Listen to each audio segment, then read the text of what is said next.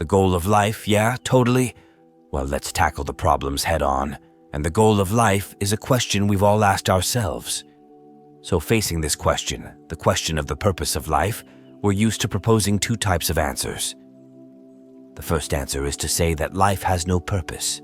It has no purpose because it has no meaning, at least not inherent meaning, given that life would be due to chance.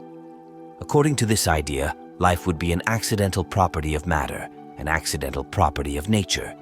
It means that life emerged on Earth, and ultimately it could very well not have happened, but it did. We shouldn't see something extraordinary in this. We perceive life as something extraordinary simply because we are alive, and it would just be a mark of our egocentrism to consider that life would have any value in the eyes of the cosmos and the universe. Life would be a spontaneous generation. It would have appeared through the combination of material factors that remain largely enigmatic for us, as it is both a physical and metaphysical interrogation. But a second answer consists of saying that life would have a purpose, that it would have a meaning. This is what we call a teleological conception. Life would have a purpose, and in this framework, we presuppose that nature was designed to accommodate life. It's a thought that assumes a creator, or at least to avoid any risk of anthropomorphism, an intelligent creator. So, those are the two usual ways to answer the question of the meaning of life. But in fact, this presentation is not quite accurate because even if life is a spontaneous phenomenon, even if life is the result of chance, an accidental property of matter, it can nevertheless have a purpose that we can observe. This purpose would simply be to perpetuate itself, to perpetuate over time, to propagate in space through two modalities we are familiar with: conservation and reproduction. First, conservation concerns itself and corresponds in animals to what is usually called the instinct for survival. But we can extend it beyond the animal kingdom. We can extend it to the plant and even mineral kingdoms. This is what Spinoza called the tendency to persevere in being. We, humans, like all other animals, need to preserve ourselves in life. We need to nourish ourselves and flee danger. This is what we call the instinct for survival. Moreover, we are so eager to preserve ourselves in life that this instinct for survival can sometimes multiply our forces in the face of danger. In hostile situations, we can deploy unsuspected power as soon as it comes to surviving. I had read a few years ago the example of this mother whose child was stuck under a car and who managed to lift the car enough to extract her child, which would be a quite beautiful illustration in the end of this force of life seeking to preserve itself against all odds. The other modality of life perpetuation is reproduction, governed in animals and humans by sexual instinct. For those aware of the power of sexuality in our lives, we can say that nature has found a way to push us to reproduce by providing us with the highest pleasures. This could be seen as a good strategy of nature, as it understood that to make us survive, it needed to give us the desire to survive. Now, it is possible that this answer may not seem very satisfying to you. In fact, it is an answer that is not really an answer. It's like saying in an equation, x is equal to x. It's true, but it doesn't get us much further. Moreover, if this answer is not satisfying, it is simply because it confronts us with the absurd. It does not answer the question of meaning. Perhaps you remember the reaction you had when you learned that life inevitably ends in death. The face of a child who understands that every being is destined to die is the face of radical incomprehension. It is the face of the absurd because, after all, what's the point of living a life that opens onto nothing behind? What is the meaning of this life that would be endlessly without anything behind it, without any higher purpose? That's why the answer to the purpose of life as perpetuation of itself is not satisfying for consciousness, and yet it is still the only answer that can be given. When one asks the question of the purpose of life and, by extension, the meaning of life, the answer is very simple. It is the fact that we have consciousness. Unlike machines, we question the meaning of our existence. We can experience. As you are listening, you have a device that allows you to listen to me, whether it's a computer, a smartphone, or a tablet. Look at this object attentively and ask yourself the question: does this object have consciousness of its role in existence? Does your phone have the consciousness that, thanks to it, you can listen to me? The machine has no consciousness of its existence. It has no self-awareness. I won't dwell on the question of animal consciousness. It's a complex issue. All we can say is that if animals have self-awareness, and going further, if they have awareness of the meaning of their existence, the possibility of asking the question of the meaning of their existence, the fact is that they do not manifest it visibly. We currently have nothing that allows us to affirm the existence of such self-awareness and awareness of existence. But regardless, the fact is that we humans, unlike other living beings, can say and tell ourselves, I am, but also tell ourselves, I was, and I will be. Consciousness is inseparable from the relationship to time, especially since our existence is limited in time. This is what we call finitude. We are aware of our imminent death, aware of our mortal condition. This is what made Heidegger say, when speaking of man, that man not only lived but existed, and Heidegger made the distinction between living and existing. A flower lives, a cow lives, but a man exists. He exists because he has the ability to project himself in time, allowing him to become aware of his destination, which is death. That's why Heidegger coined the concept of being towards death. I'll spare you the German word to characterize the condition of man. This is the basis of what we call existentialism, the fact that man is not just a living being. Man is an existing being. He is conscious of living and going towards death. So, the purpose of life, let's say rather the purpose of existence, is directly linked to our condition of being towards death, meaning being aware of having to die one day. It's crucial to understand that this awareness is not just an abstract representation, an intellectual representation of death. It's from a certain age, at least deeply, what we could call a physiological awareness of death. And ultimately, if we are indeed the beings towards death that Heidegger describes, beings aware of their mortal condition, well, perhaps the purpose of life is to accept death as a necessity and therefore consent to it. Montaigne said, "To philosophize is to learn how to die." Epicurus said that death was nothing. Death is nothing for Epicurus because, remember, as long as we are alive, death is not there, at least not as a reality. It may be a common thought, a mental projection, but as long as we are alive, death is not there. And when death arrives, we are no longer there to suffer from it. So, the death, we encounter it, but we don't directly deal with it. Death is nothing. It might be the best way to dismiss the problem of death in the sense that it completely resolves the issue of anxiety. In this case, perhaps the purpose of life, as Montaigne suggests, is to find peace despite the looming threat of death. Now, it's very difficult as a project to find peace. It's very difficult. How many minutes a day are we truly at peace? There's always something bothering us: worry, irritation, soul agitation.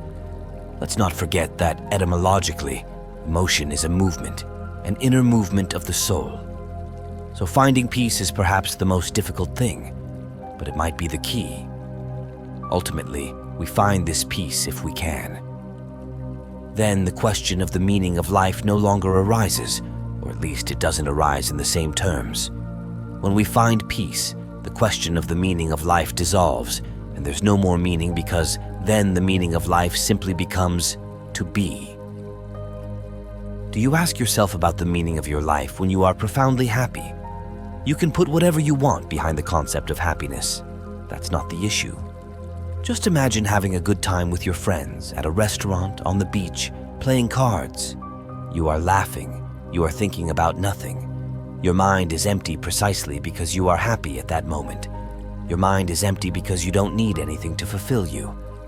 At that moment, if someone were to ask you, "What is the purpose of life?" Well, there's a strong chance your answer would be, "This is it. The purpose of life is to be happy." It's the dip. Yes, it's easy to say, and I don't have the instruction manual, but I would like to present a point of view. I would like to propose a scenario. Imagine that existence is a learning stage, in a word, a weaving stage. Who would be our trainers? Our trainers would be our experiences.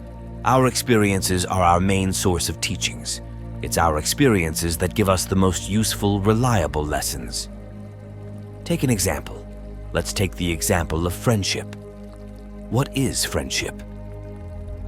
In early childhood, friendship starts with play. Playing with others finds a playmate, and then we will develop an affinity with this playmate, opening up exchanges.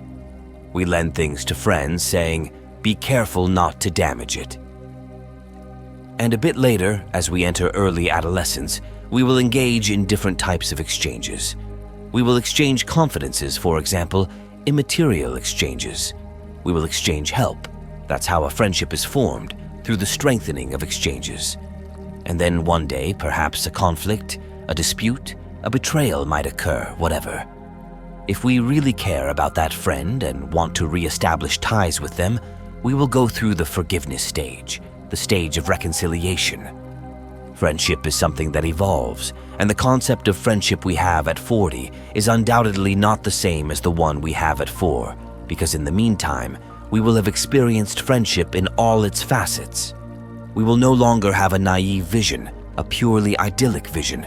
We will have a realistic and global vision. That's ultimately our best teaching about friendship, our experience of friendship, and not the definition we can read in a dictionary or on Wikipedia. When we see 15 or 16-year-olds sending messages of friendship on Instagram or Snapchat, we can't help but think that in a few years, they will not have the same conception of friendship. They probably have a vision, and unfortunately, much less naive. This example of learning what friendship is obviously works in all areas. We could talk about love.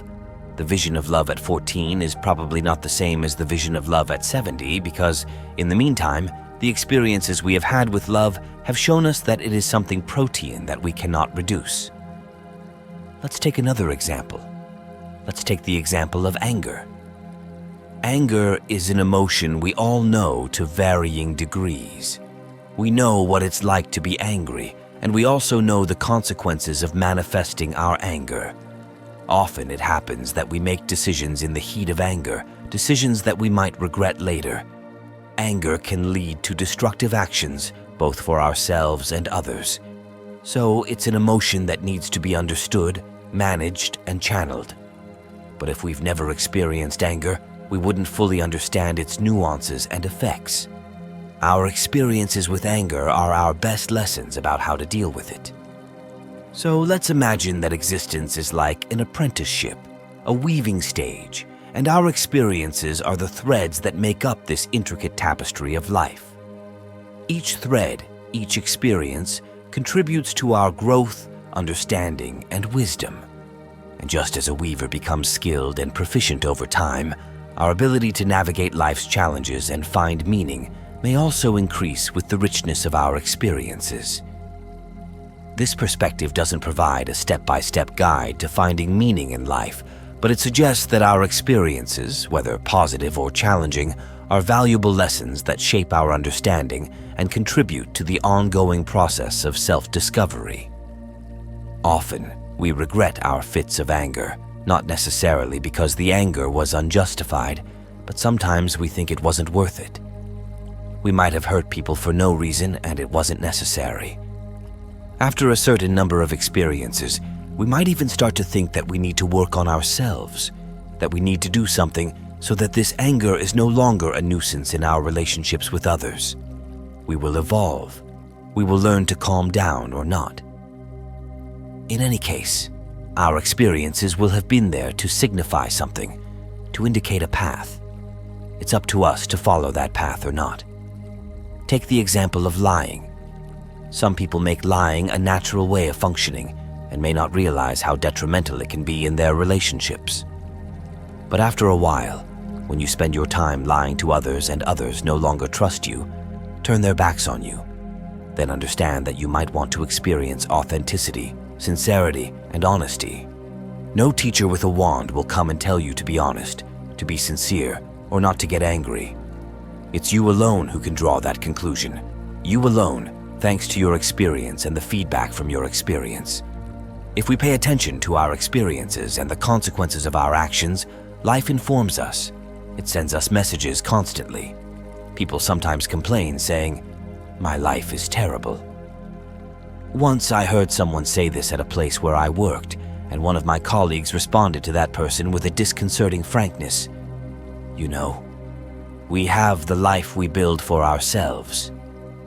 I remembered that phrase as a lesson, as an absolute truth. We have the life we build for ourselves. It's a lesson of responsibility, and the word responsibility is interesting from this point of view because reality is what responds to our actions, and we ourselves must answer for our actions. The apprentice. I know this ongoing exchange between us and reality. Reality is the only judge, the only arbiter.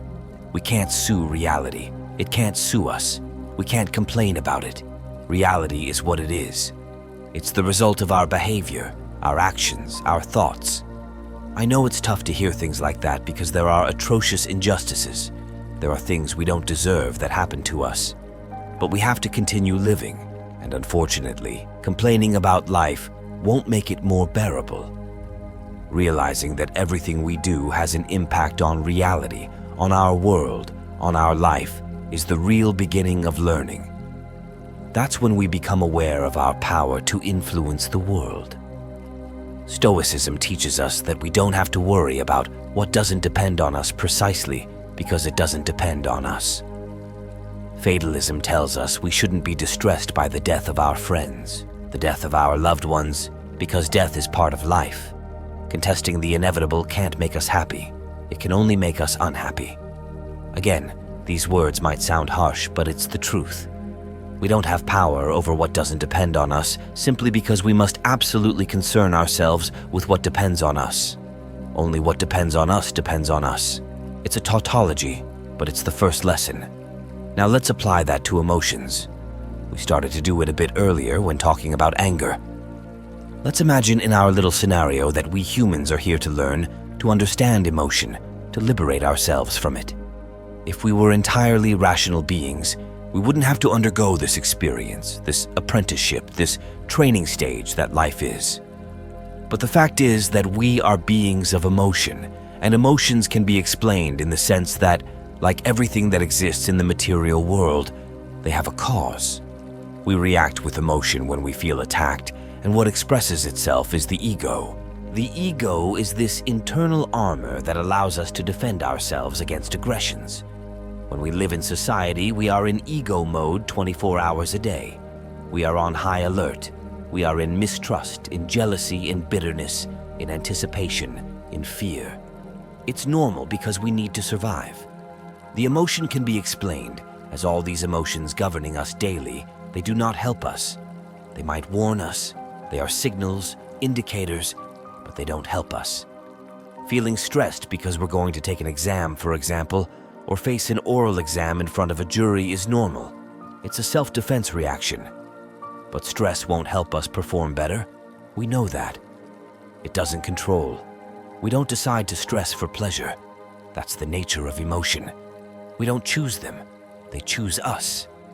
Nothing can make us attentive to our emotion, to the reasons for our emotion, to finally help us accept it and then liberate ourselves from it.